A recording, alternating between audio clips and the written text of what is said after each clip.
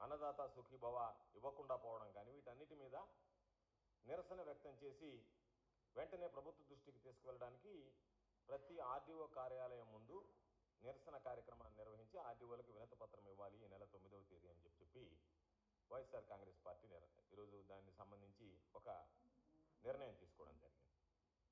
ఈ నిర్ణయం ఎప్పుడైతే ప్రకటించామో మేము ఏ విధంగా అయితే రాష్ట్రంలో ప్రజలకు సంబంధించి రైతుల ఇబ్బందులకు సంబంధించి నిరసన చేయాలి, పోరాటాలు చేయాలనేటువంటి నిర్ణయం తీసుకున్న వెంటనే చంద్రబాబు నాయుడులో హడావిడి మొదలైంది.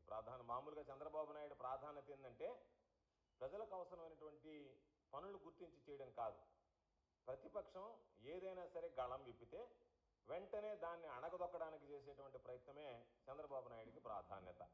అందులో భాగంగా ఈరోజు చంద్రబాబు నాయుడు నిన్న సోమవారం రోజు మొన్నటి రోజు కొంతమంది వెళ్ళి మేము గ్రీవెన్స్ డేలో అర్జీలు ఇచ్చుకుంటాం, మాకు యూరియాకు సంబంధించినటువంటి సమస్యలు ఉన్నాయంటే రైతులను ఎక్కడికక్కడ అరెస్ట్ చేయడం జరిగింది, నిలువరించడం జరిగింది, నిరోధించడం జరిగింది, అడ్డగించడం జరిగింది.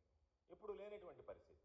దానితో పాటు ఈరోజు మనం 9వ తేదీ అని చెప్పాం కాబట్టి ఒక కార్యక్రమం ఏర్పాటు చేసి ఆయన 30 ఏళ్ళు పూర్తి చేసుకున్నట్టుగా సంబరాలు జరుపుకున్నాడు. ఎన్టీ రామారావు గారికి వెన్నుపోటు పొడిచి 30 ఏళ్ళు పూర్తి చేసుకున్నట్టుగా సంబరాలు చేసుకున్నాడు. అది దానికి సంబంధించి ప్రజలు ఏమనుకుంటున్నారనేటువంటిది ఆ పార్టీలో ఉన్నటువంటి శ్రేణులందరూ కూడా ఆలోచన చేయాల్సినటువంటి పరిస్థితి. అయితే అందరూ కార్యకర్తలు నాయకులు వెళ్ళి ఆయన్ని 30 ఏళ్ళు పూర్తి చేసుకున్నారని చెప్పి ఘనంగా సన్మానించడం, ఆయనకు అభినందనలు తెలియజేయడం జరిగింది. అందులో భాగంగా ఈరోజు డైరెక్టర్ జనరల్ ఆఫ్ పోలీస్ కూడా సాధారణ తెలుగుదేశం పార్టీ నాయకులు కార్యకర్తలాగానే ఆయన కూడా ఒక పుష్పగుచ్చం తీసుకువెళ్ళి చంద్రబాబు నాయుడు గారికి ఇవ్వడం జరిగింది.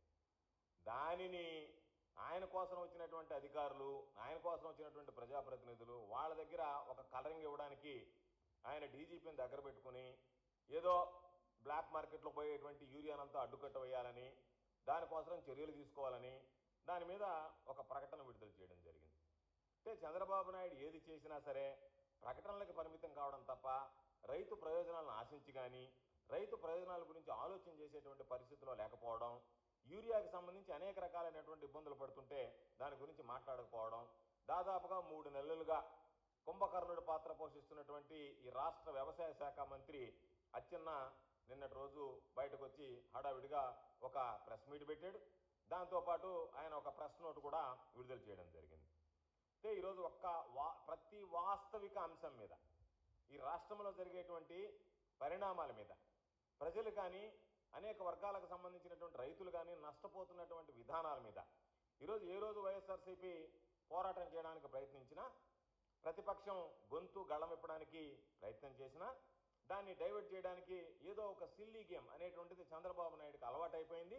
అందులో భాగంగా ఈరోజు ఏ రోజైతే మేము దీనికి సంబంధించి ఆర్టీఓల కార్యాలయాల దగ్గరికి వెళ్ళి 9వ తేదీ ఈ నెల 9వ తేదీ నిరసన తెలియజేయాలనుకున్నామో దానికి సంబంధించినటువంటి దానిలో ఈరోజు హడావిడిగా ఒక పత్రికా విలేకరుల సమావేశం ఏర్పాటు చేసి ఆయన అచ్చెన్నాయుడిని మాట్లాడమన్నాం. ఆయన మాట్లాడడం, దాంతోపాటు ఈరోజు యూరియా ఇంత వచ్చింది అని చెప్పి ఆయన ఒక ప్రకటన విడుదల చేశాడు. మేము అడిగేది, ఇంత పెద్ద ఎత్తున యూరియా వస్తుంటే రాష్ట్రంలో మీ ప్రభుత్వం ఉంది, కేంద్రంలో కూటమి పాలన ఈరోజు ఎన్డీఏలో భాగస్వాములుగా ఉన్నారు కాబట్టి మీరు తెచ్చేటువంటిది రైతులకు అందడం లేదంటే ఇది ఎక్కడికి పోతుంది అనేటువంటిది రైతులు ఈరోజు మిమ్మల్ని ప్రశ్నిస్తున్నారు. దానికి సమాధానం చెప్పాల్సినటువంటి బాధ్యత ప్రభుత్వాధినేతగా ఉన్నటువంటి చంద్రబాబు నాయుడు మీద ఉంది అనేటువంటిది ఈ సందర్భంగా నేను తెలియజేస్తాను.